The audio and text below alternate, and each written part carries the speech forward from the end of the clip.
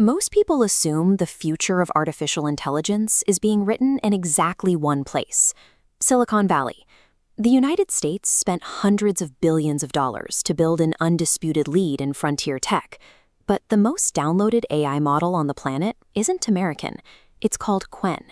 It has over 700 million downloads. Along with other massive Chinese models like DeepSeek and Kimi, it remains largely unknown to the Western public. This chart shows data published by the venture capital firm Andreessen Horowitz. According to their numbers, 80% of American startups building on open-source AI are now doing it on Chinese models. These tools are free, they're open source, and they are quietly running critical workloads for massive Western companies. Airbnb runs its customer service on one. Pinterest rebuilt its entire recommendation engine on another. And Cursor, the most popular AI coding tool in America, was recently caught running on an engine made by a Beijing startup.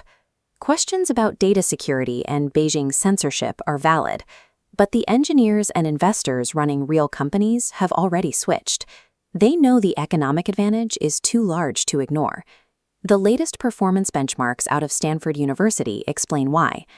Researchers found that the capability gap between the absolute best American model and the best Chinese equivalent is just 2.7%. Statistically, the gap has vanished. Top American architects are already migrating their focus to accommodate this parity. When Mira Murati left her role as CTO of OpenAI, she raised $2 billion for her own lab.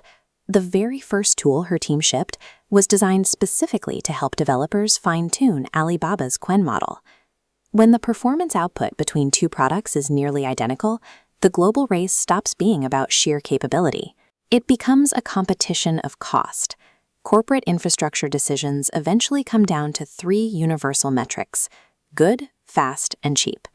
When Airbnb's CEO was asked why they moved their AI customer service over to Alibaba, he used those exact three words. This chart compares the monthly API costs for a company processing a standard workload of 100 million tokens. On an American model like Claude Opus, that bill runs about $1,500. On DeepSeek, that same workload costs $35. This gap represents a different economic reality entirely. Companies are getting the exact same benchmark results for a fraction of the cost. A 40 times price drop isn't achieved by cutting corners or using cheaper labor. It requires a radical, structural difference in engineering philosophy. A few years ago, Washington assumed that banning China from buying elite NVIDIA microchips would kill their ability to train competitive AI. Lacking brute force computing power, Chinese AI labs were forced to completely rewrite their software to survive the shortage. DeepSeek's breakthrough architecture sliced the model into 256 ultra-specialized expert clusters. When asked a coding question, only 8 of those clusters wake up. Keeping the rest asleep compressed working memory requirements by over 90%. The U.S. embargo accidentally birthed the most competitive open-source models on Earth by forcing Chinese labs to optimize for extreme software efficiency. Capital markets are reacting to this hyper-efficiency. Right now, the hottest tech IPO market in the world is the Hong Kong Stock Exchange. A generation of AI tigers like Zhipu AI and Minimax are seeing explosive growth. Their public offerings are oversubscribed by over 1,000 times, with market caps quickly rivaling established tech giants like Baidu. This cheap tech is already being industrialized.